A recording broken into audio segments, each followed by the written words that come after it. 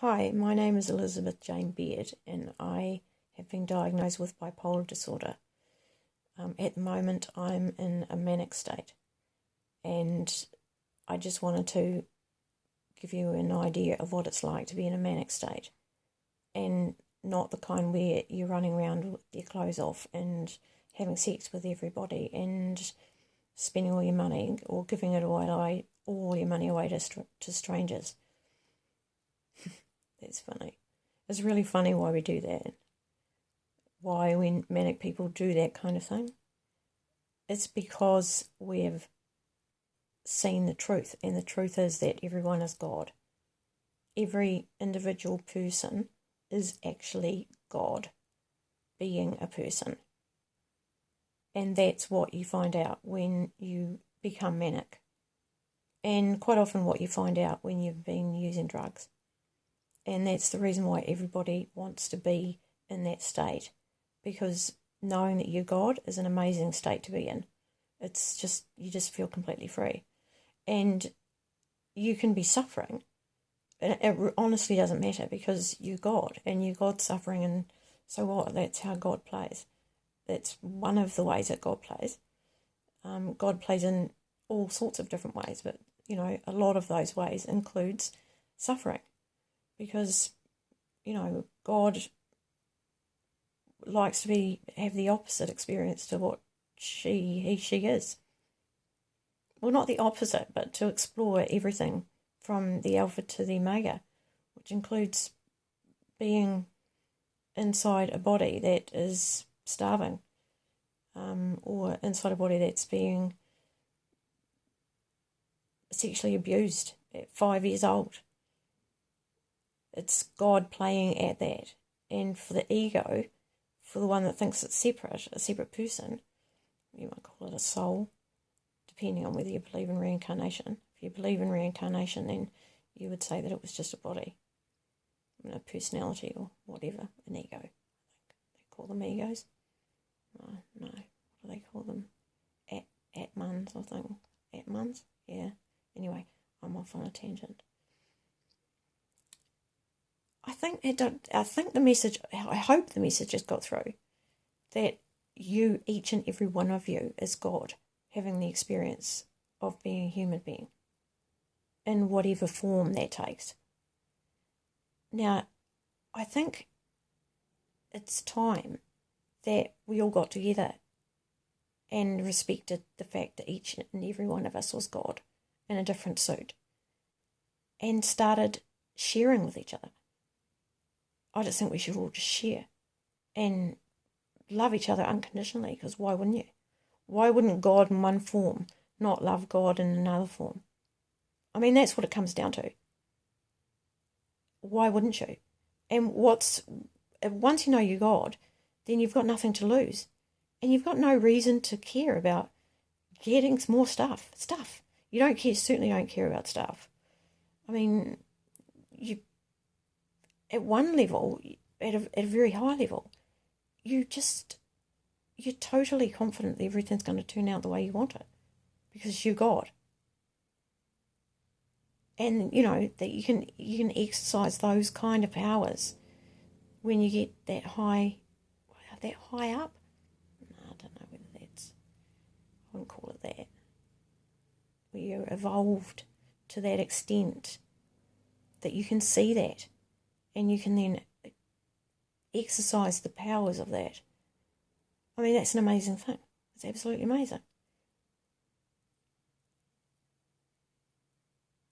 I seem to be able to do that.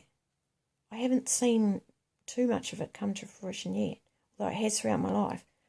But I can see what I want, what my vision is for mankind. I have a vision, and my vision's amazing. Really, really, really amazing. And there's a lot of detail to it, and it's amazing. I mean, it's like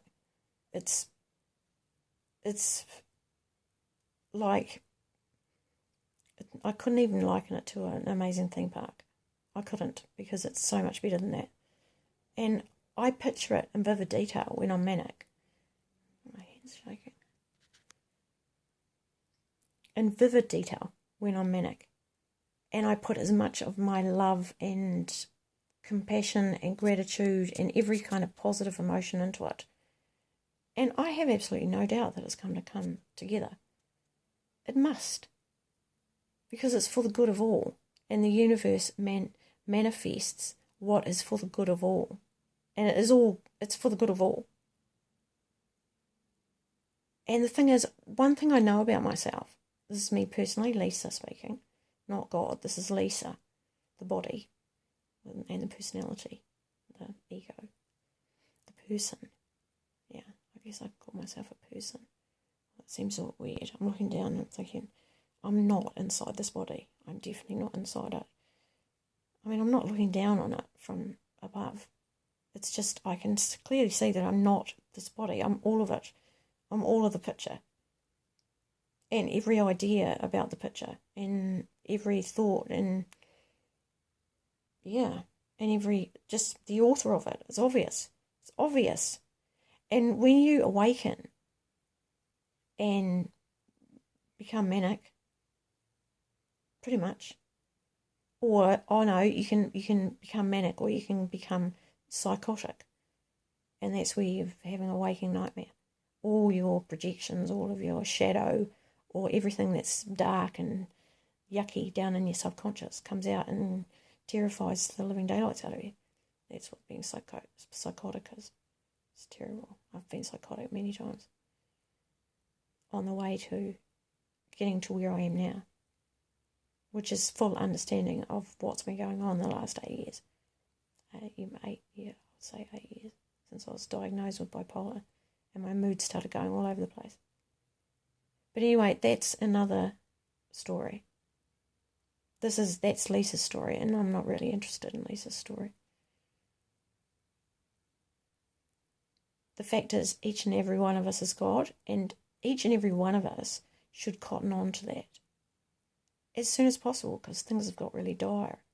I mean, they really have got bad around the planet. Some really bad things have gone down. Scary things. The world is in a really scary state at the moment. Right, when I say at the moment, I mean right now. Right now, at the time I'm recording this, things have got to the point where nobody knows what to do. I do. I know what to do. I actually do. I mean it when I say I know what to do. About all of it. And that doesn't mean that I won't need a lot of help. I'll need shitloads of help. But I've got the vision of where we're supposed to end up. And it's amazing. As I said, it's way better, way better than the theme park, Disney World or wherever. That's way better than that. Way better than that. Way better. Yeah, way better. Anyway, that's all I've got to say.